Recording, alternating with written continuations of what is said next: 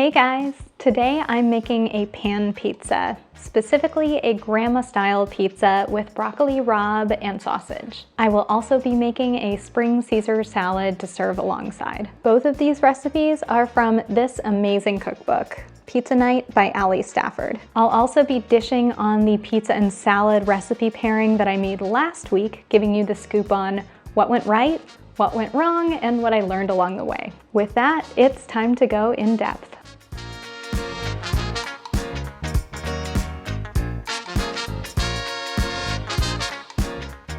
Hi, I'm Maddie, and in my newsletter, I first wrote about my personal goal to cook my way through Stafford's cookbook, Pizza Night. I'm documenting that personal challenge in this video series so that you can join me in my home kitchen. But this isn't a cooking show per se. It's an exploration of the expected and unexpected joys and frustrations of going deep on any hobby. And my biggest hope is that this series inspires you to start or continue going in depth on a meaningful hobby of your own. You can follow along with this project by subscribing to my newsletter at newsletter.maddieburton.com or on YouTube. And if you'd also like to cook your way through this cookbook, I would love it if you joined me. Below this video, I'll include my personal bookshop.org link where you can purchase this cookbook and support this project in the process.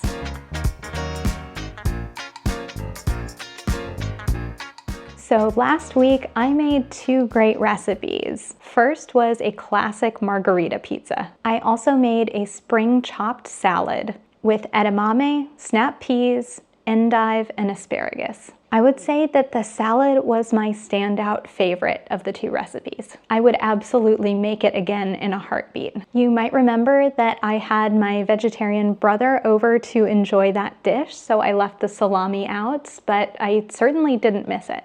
It was toothsome, crunchy, juicy, and just a touch acidic, which I love. I had never had endive before, and I know it's considered a bitter green, but it really didn't add any bitterness to the salad at all. I both had a head of endive and frisee, both of which worked really nicely in the salad. The frozen peas worked as a perfect substitute to fresh ones. And not only did the salad hold up great hanging out on the table fully dressed while we were busy making pizza, but it was amazing the next day. So the salad was totally a winner, and the pizza, even though it was a pretty basic classic, was definitely awesome too. I'm still new to learning how to stretch the dough, so on one of the three pizzas that we made, I did have some issues with the dough stretching a little bit too far and tearing in the middle, which was certainly user error on my part. But fortunately, it was able to be repaired with a little dough patch without issue. This time, I followed Allie's instructions and preheated my pizza oven for a full 45 minutes instead of the 15 or 20 I had been doing before. And I think that led to some really nice results with my crust, so I'm gonna do that going forward.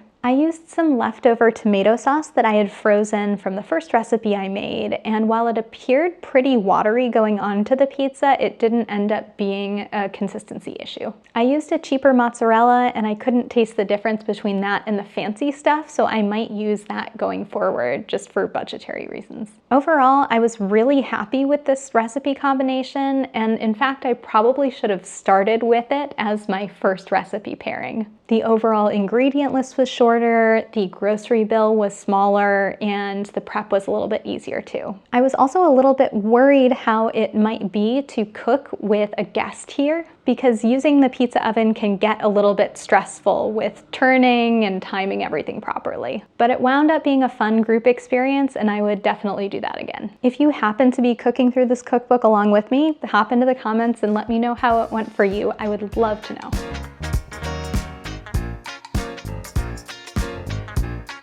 All right, so as for today's recipes, as I said earlier, I'm going to be making a grandma-style pizza with broccoli rabe and sausage. I'm also making a spring Caesar salad a la Speedy Romeo to serve alongside, because that's where the author said that she was inspired to make this dish. One thing I'm really loving about this cookbook is the head notes for each recipe. Allie is really great about sharing stories and inspiration so that by the time I actually get into cooking making each recipe, it feels kind of like I'm already personally invested in making it. As for what in this recipe combination is new to me, I've never actually made a Caesar dressing, so that's going to be fun to experiment with today. I'm also especially excited to do a pan pizza because I think that might be a little bit more forgiving than the individual ones. Plus, I just happen to love the flavor combination of broccoli rabe and sausage. As for the prep, that was pretty easy. The grocery ingredient list was blessedly short, probably due to how few ingredients are in this week's salad. That translated into a very manageable grocery bill for this pairing too. In total, I spent about $50, which felt doable for me. Now that I've got all of the ingredients in place, I'll walk you through what I'm going to be doing today. A few days ago, I made my first batch of pan pizza dough,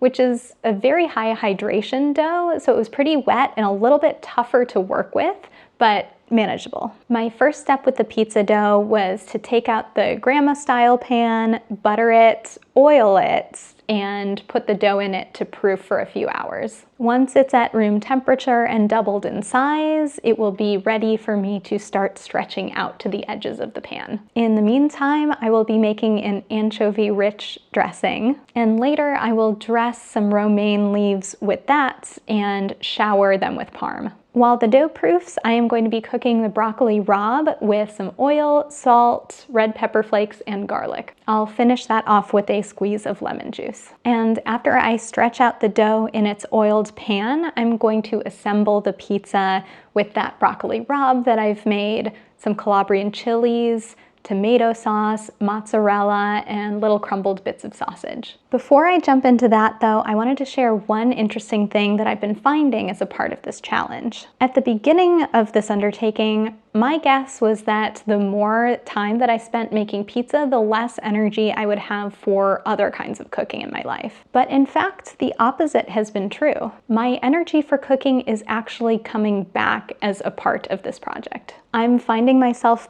picking up other cookbooks during the week, and enjoying some improvisational cooking with some of the leftover pizza ingredients. In some ways, instead of feeling like my time is more limited, I'm actually finding that it feels more expansive as a result of committing to this project. If you've ever experienced that kind of time expansiveness while diving deep into an undertaking like this, I would love to know. All right, enough talk, let's make some food.